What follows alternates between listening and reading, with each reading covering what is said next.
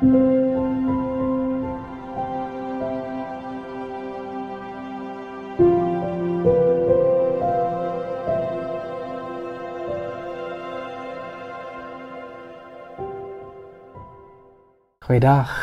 en baie dankie om ook so saam te reis as 'n voorreg.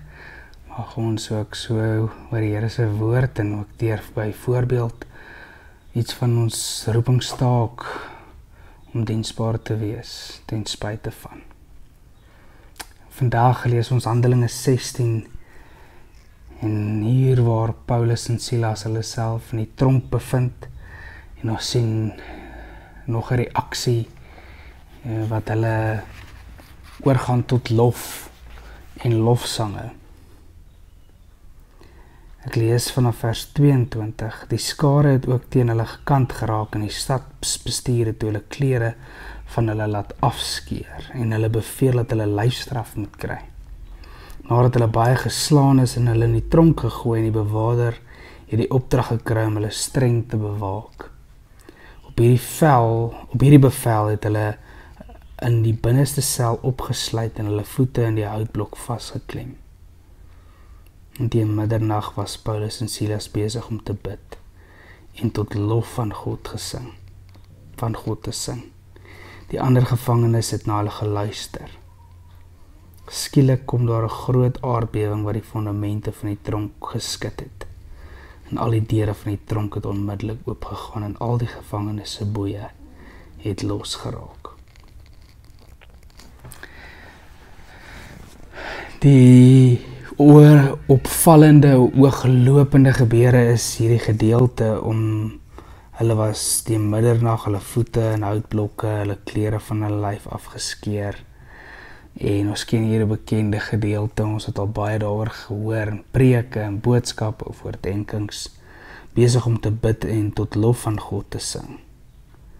Maar wat vir my baie interessant is, die ander gevangenes het na hulle geluister, sê die teks. En dit beteken, dis amper wanneer het met ons die swaarste gaan, dat ons getuienis die meeste saak maak. Die ons optrede en ons gedrag en dit wat dit die meeste saak maak. Die gevangenes, ons weet uiteindelik wat het hier gebeur, en 'n klomp mense, ook die bewaarder en sy gesin, die Here ontvang en ook die genade van die Here ontvang wanneer Paulus dit aan hulle met hulle deel. Maar die ander gevangenes het na hulle geluister. En baie keer dit is wanneer ons in moeilike en slegte omstandighede is, dan is dit juis dan dat ons ware klere gehoor en gesien en beleef word. En dit is moeilik. En ons val so baie keer en ons tree so baie keer verkeerd op of doen eintlik dit wat ons getuienis die grootste skade doen. Maar mag jy dit bedink, dat wanneer die swaar kry en die verdrukking of die spottery of die verwerping toeneem, dat die liefde, die ontvang, die deernis na mate sterker sal toeneem. Dat ons nie mense met dieselfde houding of dieselfde gesindheid of met dieselfde optrede begroet as dit wat ons ontvang nie. Dat ons juist dan ons getuienis die sterkste weerklink wanneer mense na ons getuienis luister. En in essensie mag ons dan tot diens wees van die Here se koninkryk deur so te leef en so op te tree. Kom ons bid saam. Wonderlike Here, dankie ook vir die krag, dankie vir die genade, dankie ook dat U ons in staat stel.